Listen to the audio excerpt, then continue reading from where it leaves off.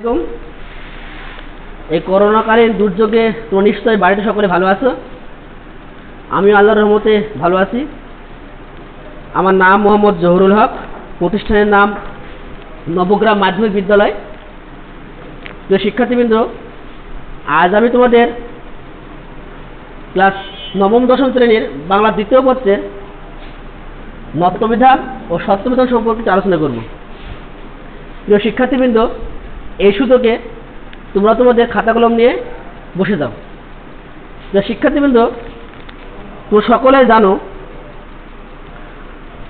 নত্যবিধান এবং সত্যবিধানের দন্তন্য, মূর্ধন্য, মূর্ধন্য ন এবং মূর্ধন্য স এই দুইটা শুধুমাত্র তৎসম শব্দে ব্যবহার করা হয়।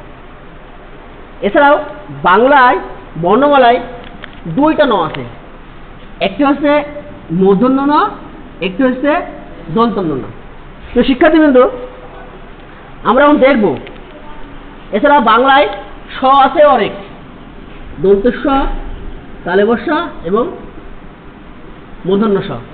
তো শিক্ষার্থীবৃন্দ, আজকে আমরা দেখব যে কোথায় মূর্ধন্য ন বসে, কোথায় দন্তন্য বসে, কোথায় মূর্ধন্য স বসে এবং কোথায় দন্তস্ব তালব্য বসে, এগুলো বিষয়ে আলোচনা করব।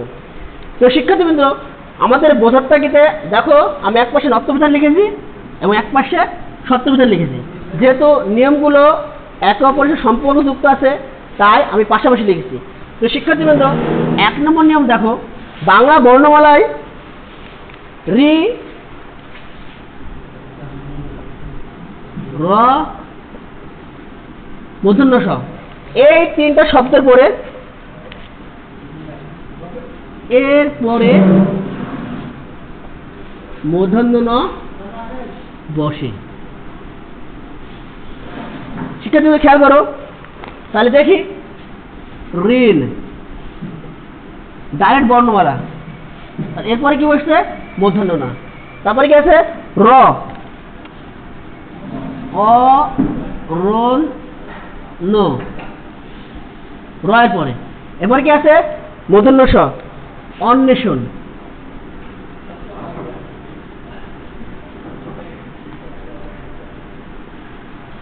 শিক্ষার্থীবৃন্দ, এক নম্বর নিয়মে যে নত্যবিধান দেখছো, সেই নত্যবিধানে ডাইরেক্ট বর্ণমালা রি, র এবং মূর্ধন্য স এর পরে মূর্ধন্য ন হবে।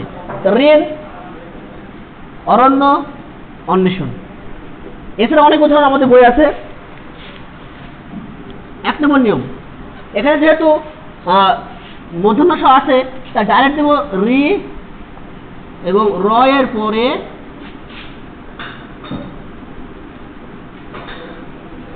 মূর্ধন্য স বসে। যেমন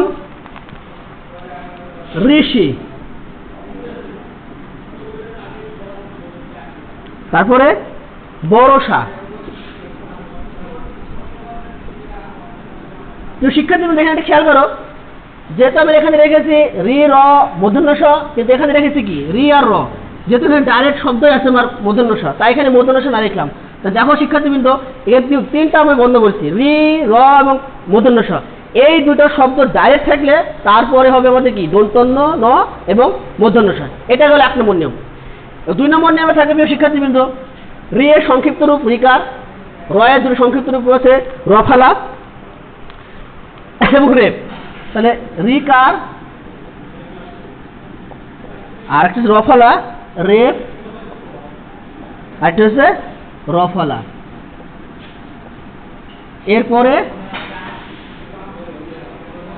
এরপরে মূর্ধন্য ন বসে। তো শিক্ষার্থীবৃন্দ, রিকারের সংক্ষিপ্ত রূপ এই যে, তাহলে এই যে রিকারের সংক্ষিপ্ত রূপ এটা, তাহলে তৃণ। তারপর কি আছে বর্ণ, তারপর কি আছে প্রণয়।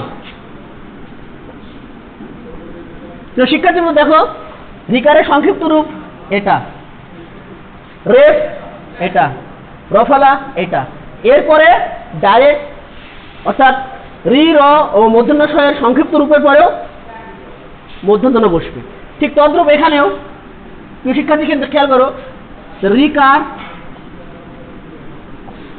রফলা ও রেফ এরপরে মূর্ধন্য ষ বসে। খেয়াল করো, কৃষক, তারপরে শীর্ষ, তারপরে আকর্ষণ, আকর্ষণ। তো শিক্ষার্থীর মধ্যে এখন দেখো, খেয়াল করো, রিকারের সংক্ষিপ্ত রূপে পরে মূর্ধন্য ষ বসছে, রেপের পরে বসছে এবং এখানেও রেপের পরে বসছে। তো শিক্ষার্থী বন্ধু এখানে তোমাদের বইয়ে রফলা নিয়ম এখনো নিয়মগুলো আছে। তো শিক্ষার্থী বন্ধু এবার ট বর্গীয় ধ্বনিগুলো একটু খেয়াল করি আমরা।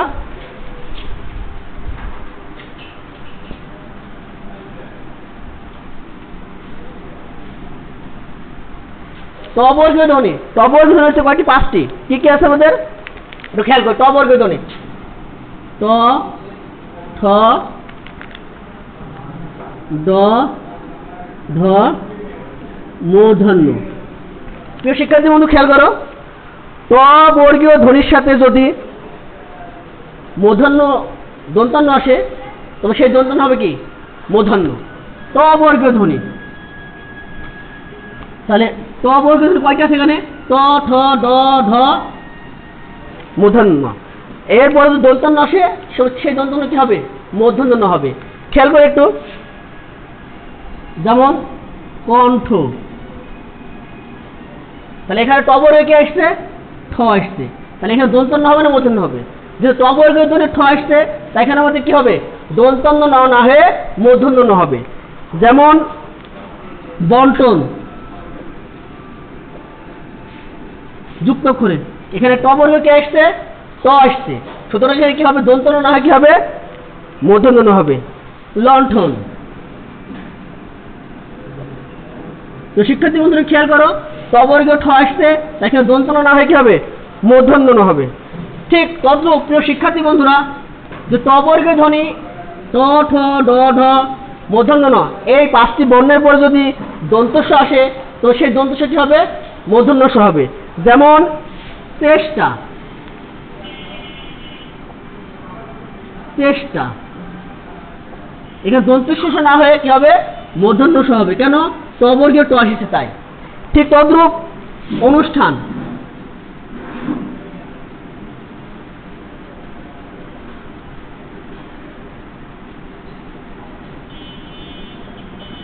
তাহলে দন্তস্ব না হয়ে মূর্ধন্য ষ হবে, যেহেতু ট বর্গীয় একটু বর্ণ এসেছে। বলিষ্ঠ। তো শিক্ষার্থী বন্ধু আমি এখন যদি 3টা নিয়ম দেখাইছি, 3টা নিয়মের মূর্ধন্য এবং মূর্ধন্য ষ এর একে অপরের সাথে সম্পর্কযুক্ত এবং মিল আছে, একটু খেয়াল করে পাবেন ইনশাআল্লাহ। এবার ট বর্গীয় ধ্বনি, ট বর্গীয় ধ্বনি আমরা কয়টি জানি? 5টি। ট বর্গীয় ধ্বনি কয়টি? 5টি। তাহলে ট, ঠ, ড, ঢ, দন্তন্য। এই যে দন্তন্য আছে এখানে, আর এখানে মূর্ধন্য আছে।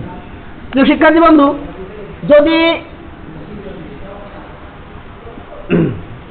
নত্যবিধান নিয়মে যদি দন্তন্য আসে, ট বর্গীয় কোনো ধ্বনির সাথে যদি দন্তন্য চলে আসে তাহলে সেখানে আর মূর্ধন্য হবে না, সেখানে ডাইরেক্ট দন্তন্য হবে। খেয়াল করো শিক্ষার্থী একবার, যদি ট বর্গীয় ধ্বনির সাথে দন্তন্য আসে তাহলে সেখানে দন্তন্যই বসবে, মূর্ধন্য বসবে না। যেমন দন্ত, ট বর্গীয় ট এসেছে তাই এখানে কি মূর্ধন্য না কি হয়েছে?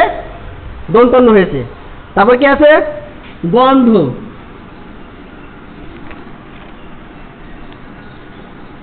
তারপরে বন্দি, এখানে দন্তন্য না কি হয়েছে? মূর্ধন্য হয়েছে। কেন? এটা ট বর্গীয় 5টা ধ্বনির সাথে যুক্ত হয়েছে। ঠিক তদ্রূপ সত্যবিধান নিয়মের ট বর্গীয় ধ্বনির পরে যদি ট বর্গীয় ধ্বনির পরে অলওয়েজ কি হবে? মূর্ধন্য ষ না হয়ে দন্তস্ব হবে। যেমন মস্ত, মস্ত। শিক্ষার্থী খেয়াল করো, এখানে মূর্ধন্য ষ না হয়ে দন্তস্ব হয়েছে। কেন? ট বর্গীয় ধ্বনি কি আছে? ট আছে। আবার কি আছে? দোস্ত, দোস্ত। তাহলে আমাদের সঠিক কোনটা? এইটা। কেননা তবর্গীয় ধ্বনি পরীক্ষা এসে আমাদের অলওয়েজ টাইম কি হবে? মূর্ধন্য ষ না হয় কি হবে? দন্ত স হবে। তো প্রিয় শিক্ষার্থী বন্ধু, এই যে 4টা নিয়ম দেখালাম, 4টা নিয়মের একে অপরের সাথে কি সম্পর্কযুক্ত। প্রিয় শিক্ষার্থী বন্ধু, এবারে নিয়ম আমাদের জানতে হলে আমাদের 12টি বর্ণ সম্পর্কে জানতে হবে।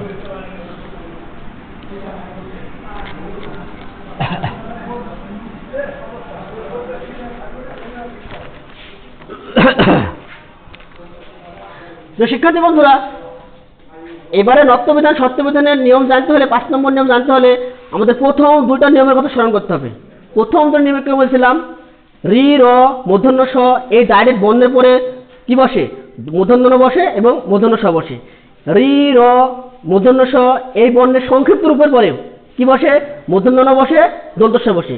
তাহলে প্রিয় শিক্ষার্থী বন্ধুরা, এই ডাইরেক্ট বর্ণমালা তাহলে রি র মূর্ধন্য স অথবা এর সংক্ষিপ্ত রূপ এর পরে যদি কি বর্ণ? ক বর্গীয় এবং প বর্গীয়। ক বর্গীয় কি? ক খ গ ঘ ইউ। আর প বর্গীয় কি? প ফ ব ভ ম। এই 10টা বর্ণ এবং হ এবং উন্তুষ্ট এই মোট 12টি বর্ণ থাকে, তাহলে পাশাপাশি হয়, তাহলে সেখানে কি বসবে? দন্ত ন বসে, মূর্ধন্য ন বসবে। আবার একটু খেয়াল করি, রি র মূর্ধন্য স এই ডাইরেক্ট বর্ণ এবং এর সংক্ষিপ্ত রূপ। রি এর সংক্ষিপ্ত রূপ রেফ রফালা, এর সংক্ষিপ্ত রূপ এটা, এর সংক্ষিপ্ত রূপ এটা। এর পরে যদি ক বর্গীয় 5টি বর্ণ এবং প বর্গীয় 5টি বর্ণ, মোট 10টি বর্ণ এবং এই দুইটা মোট 12টি বর্ণ আসে, তাহলে সেখানে দন্তন্য না হয়ে হবে মূর্ধন্য না। একটু খেয়াল করে আমরা কৃপণ। শিক্ষার্থী বন্ধু দেখো, কয় রি, তাহলে রি এর সংক্ষিপ্ত রূপ প বর্গীয় প হিসেবে, তাহলে এখানে দন্তন্য না কি হবে? মূর্ধন্য হবে। একটু ভাঙি আমরা এটাকে, এখানে কি হবে? দন্তন্য না মূর্ধন্য? মূর্ধন্য না। কেন? এই যে রিকারের সংক্ষিপ্ত রূপ আর প বর্গীয় প, তাহলে কি হয়েছে? এখানে দন্তন্য না হবে মূর্ধন্য না। ঠিক তদ্রূপ যদি আমরা দিই পরিবহন, তাহলে এখানে কি হবে? দন্তন্য না মূর্ধন্য না? মূর্ধন্য না। কেন? এই যে র আর হ এই যে হ এসেছে, এই দুটো বর্ণ বলেছে, এই 5 + 10 এই দুটো হ, তাই এখানে কি হবে? দন্তন্য না কি হবে? মূর্ধন্য না হবে। ঠিক তদ্রূপ সত্যবিধানের যদি স্বরবর্ণ খেয়াল করে আমরা একটু, সত্যবিধানের জন্য অ ছাড়া যে স্বরবর্ণগুলো আছে, অ ছাড়া, অ বাদে, অ আ ভিন্ন, অভিন্ন আরো স্বরবর্ণ আছে। সেগুলো কি আছে আমাদের? হর্ষই আছে, দীর্ঘই আছে, হর্ষ আছে, দীর্ঘ আছে, রি আছে, ওই আছে, ও আছে। এরপরে যদি এটা থাকে তাহলে কি হবে? দন্ত থাকলে কি হবে? মূর্ধন্য স হবে। হতে পারে ডাইরেক্ট বর্ণ হতে পারে, অথবা কি আসতে পারে? সংক্ষিপ্ত রূপ আসতে পারে। তাহলে কি করে? ভীষণ। তাহলে ভীষণকে ভাঙলে কি আসবে আমাদের দেখি? ভ, এটা কি? দীর্ঘ ই মূর্ধন্য স প্লাস অ প্লাস দন্তন্য। শিক্ষার্থী বন্ধু খেয়াল করো, এই যে তাহলে কি হবে? পর দন্ত স কি হবে? মূর্ধন্য স হবে। ঠিক তদ্রূপ ভবিষ্যৎ, তাহলে ভ প্লাস অ প্লাস র প্লাস হর্ষই প্লাস এই যে ভবিষ্যৎ সংক্ষিপ্ত রূপ। তাহলে কি হবে? দন্ত স কি হবে? এখানে মূর্ধন্য স হবে। তো শিক্ষার্থী বন্ধুরা, আমাদের সত্যবিধানের আরেকটি নিয়ম বাদ আছে, সেটা বলি। রয়ের পরে অভিন্ন অন্য স্বরে থাকলে সেখানে দন্ত স হবে। যেমন পরিষ্কার। এখানে খেয়াল করে আমরা, রয়ের পরে অভিন্ন অন্য স্বরে থাকলে, তারপর কি হবে? আমাদের দন্ত স না হয় কি হবে? মূর্ধন্য স হবে। কিন্তু অসহজে থাকলে কি হবে? ডাইরেক্ট যদি অসহজে থাকে তাহলে কি হবে? দন্তের স হবে, যেমন পুরস্কার, পুরস্কার। এইগুলো আমাদের নত্যবিধান সত্যবিধানের বেসিক নিয়ম। এছাড়া প্রিয় শিক্ষার্থী বন্ধুরা কিছু ব্যতিক্রম আছে, যেমন আমরা জানি বিদেশি শব্দ, যেগুলো ডাইরেক্ট বিদেশি শব্দ, ইংরেজি শব্দ বিশেষ করে।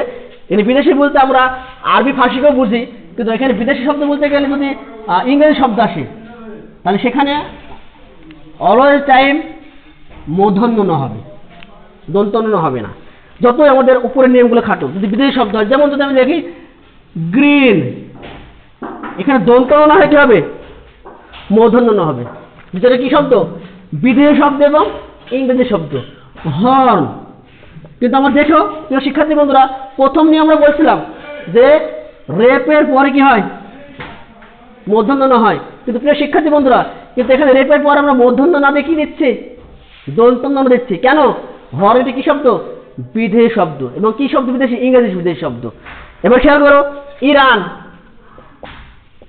দন্তন্য দেব না মূর্ধন্য দেব? অবশ্যই আমরা এখানে দন্তন্য দেব। কেন দন্তন্য ন দেব? কেন? ইরান একটি বিদেশি শব্দ। কিন্তু বলতে পারো স্যার আপনি কিছুক্ষণ আগে বললেন প্রথম নিয়মে রয়ের পরে দন্তন্য ন হয়, কিন্তু এখানে রয়ের পরে দন্তন্য ন হয় কি হচ্ছে, মূর্ধন্য ন হচ্ছে। কেন? ইরান একটি বিদেশি শব্দ। ঠিক তদ্রূপ যদি এখন এটি অস্ট্রেলিয়া লিখি, স্টুডিও লিখি,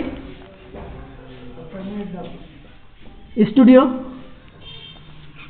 এটি বিদেশি শব্দ, বিদেশি কি শব্দ এবং ইংরেজি শব্দ, তাই এখানে দন্তস্ব হয়েছে, মূর্ধন্য স্টুডিও। এই কথাটা কি, বানানটা কি আমাদের নত্যবিধান নিয়ম অনুসারে ভুল। আগস্ট দন্তস্ব হবে, অনেক ক্ষেত্রে আমাদের কি লেখা থাকে আগস্টে, এটা ভুল, এটা ভুল। কেননা যতই বলে আমরা ত বর্গের পরে এর যুক্ত হয়, মূর্ধন্য স হয়, কিন্তু হবে না, কারণ বিদেশি শব্দ থাকলে, বিদেশি বলতে কি বিদেশি, ইংরেজি বিদেশি, সেখানে কি হবে, মূর্ধন্য স এর কেসে কি হবে, দন্তস্ব হবে। ঠিক তদ্রূপ এখানে কি হবে, মূর্ধন্য ন কাজ কি হবে, দন্তন্য ন হবে। যেমন লিখিত এখানে টাইপিস্ট, কি হবে এখানে, মূর্ধন্য স দন্তন্য স। নিয়ম অনুসারে পয় বর্গের পরে মূর্ধন্য স হওয়ার কথা, কিন্তু না, কি হবে, দন্তন্য স হবে, কারণ টাইপিস্ট একটি বিদেশি শব্দ, ইংরেজি বিদেশি শব্দ। কর্নেল, কর্নেল কি হবে, মূর্ধন্য ন দন্তন্য ন, দন্তন্য, অবশ্যই দন্তন্য ন। যতই আমাদের প্রথম নিয়ম অনুসারে রেপ থাক, কিন্তু কর্নেল এটি কি শব্দ, বিদেশি শব্দ, ইংরেজি বিদেশি শব্দ, তাই ক্ষেত্রে কি হবে, মূর্ধন্য না হয়ে দন্তন্য ন হবে। এর ব্যতিক্রম নিয়ম। এছাড়াও প্রিয় শিক্ষার্থী বন্ধুরা, নত্যবিধানের যেগুলো সমাসবদ্ধ শব্দ, সমাসবদ্ধ শব্দ কোনগুলো, যেগুলোকে ব্যাস বাক্য সহ বিশ্লেষণ করা যায়, সে সকল শব্দে কি হবে, মূর্ধন্য ন না হয়ে দন্তন্য ন হবে। এখানে আমাদের উপরের 1 নম্বর 2 নম্বর নিয়ম খাটবে, কিন্তু তারপর আমাদের এখানে দন্তন্য মূর্ধন্য না দিয়ে দন্তন্য ন দিতে হবে, কেননা এটি সমাসবদ্ধ শব্দ। আর সমাসবদ্ধ শব্দ সেগুলোই যেগুলোর ব্যাস বাক্য করা যায়। যেমন খেয়াল করে একটু, দুর্নিবার, শিক্ষার্থীবৃন্দ এখানে রেপ আছে, রেপের নিয়ম অনুসারে এখানে কি হওয়ার কথা, কি হওয়ার কথা, এইটা রফলা সংক্ষিপ্ত রূপে এখানে মূর্ধন্য ন হওয়ার কথা। কিন্তু যেহেতু এটা ব্যাস বাক্য সমাসবদ্ধ শব্দ, একে ব্যাস বাক্য করা যায়, তাই এখানে মূর্ধন্য ন না হয় কি হবে, দন্তন্য ন হবে। যত আমাদের নত্যবিধানে 1 নম্বর 2 নম্বর নিয়ম খাটুক, কেননা দুর্নিবারকে বিশ্লেষণ করে কি হয়, যা নিবারণ করা কষ্টকর তাকে বলা হয় কি, দুর্নিবার। এটা যদি সমাসবদ্ধ শব্দ, তাই এখানে মূর্ধন্য ন না হয় কি হবে, দন্তন্য ন হবে, যতই আমাদের 1 নম্বর 2 নম্বর নিয়মে মিলুক। ওকে, এসে দেবো আরেকটা আছে। তো শিক্ষার্থী বন্ধুরা আর একটু খেয়াল করো, ষাট প্রত্যয় সত্যবিধানের, ষাট প্রত্যয়, যেহেতু শিক্ষার্থী বন্ধু তোমরা জানো প্রত্যয় কোনো শব্দের পিছনে বসে, তাহলে ষাট প্রত্যয়, ষাট প্রত্যয়, ষাট প্রত্যয়ে কখনো মূর্ধন্য স হবে না, কি হবে, দন্তস্ব হবে। যেমন ধূলিসাৎ, এমন নয়, কি হবে, এটা ভুল, কি হবে, ধূলিসাৎ, এটা। আবার কি আছে, অগ্নিসাৎ, তারপরে ভূমিসাৎ। তো শিক্ষার্থী বন্ধুরা, ষাট প্রত্যয় যদি থাকে তাহলে সেই প্রত্যয় কখনোই মূর্ধন্য স হবে না। সেখানে অলওয়েজ টাইম দন্তন্য স হবে। তো শিক্ষার্থী বন্ধুরা, আজকে এ পর্যন্তই। আগামী ক্লাসে বাদবাকি যেটুকু বাদ থাকলো, নত্যবিধান সত্যবিধানের আরও যে নিয়মগুলো বাদ থাকলো সেগুলো আগামী ক্লাসে ইনশাআল্লাহ নিব। সকলে ভালো থেকো, আল্লাহ হাফেজ।